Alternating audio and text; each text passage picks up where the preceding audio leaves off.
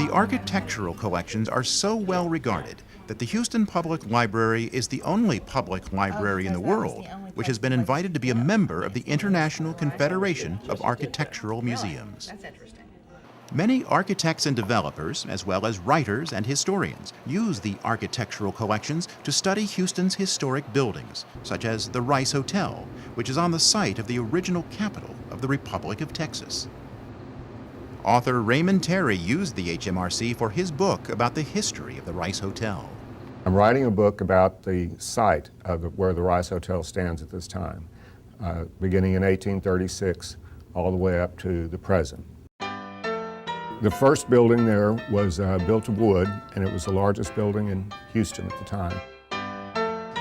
It was the first building constructed for the seat of government for the Republic of Texas.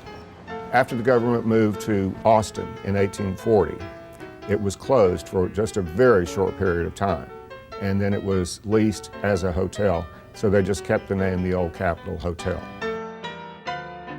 In 1881, the original wooden Capitol building was demolished to make way for a new 5-story building also called the Capitol Hotel. In 1886, William Marsh Rice bought it, and following his death, the name was changed to the Rice Hotel. Terry used the HMRC for extensive research. The collections I used were downstairs in the HMRC about Texas in general. Then I moved from there to the architectural collection. The present-day Rice Hotel building was constructed in 1913 by Jesse Jones on the same site of the old Capitol Hotel. Later on, a third wing was added. The basic concept for most hotels in Texas at that time was exactly what the Rice looked like. There were laws that were being passed in various areas that you could not have a hotel room without a window. And that was one of the biggest selling points for the Rice, was that it was designed in a U-shape to begin with so that every room would have a window. Also, every room had a bathroom, which was an unusual concept at its time. The original architects went to Eastland, Georgia, and bought an entire terracotta company. And that's why when you look at the outside of the building, you'll see gargoyles and snakes and crocodiles and tigers and everything that you can think of, because they just bought everything and put it on the outside of the building. Through the years, the Rice Hotel became one of the great hotels of the South, as well as the social center of Houston. The Grand Ballroom was the epicenter of Houston. Every major organization in Houston met there. All the big weddings were there. There was nothing that didn't happen there.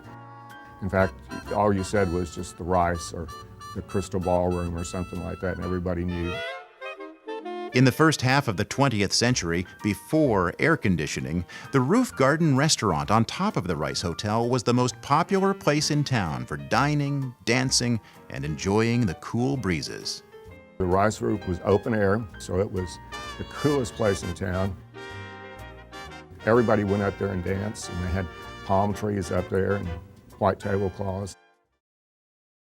Until the National Organization of Women met in Houston in 1970, women were not allowed to sit in the lobby alone.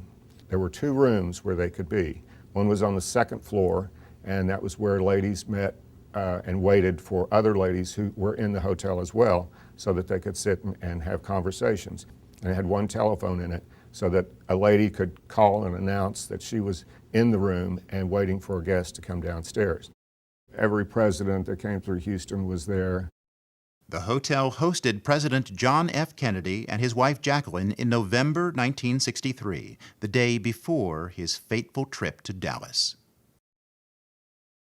I think it's important, really important, to preserve the collections here at HMRC, because a lot of these books and a lot of these references are not anyplace else.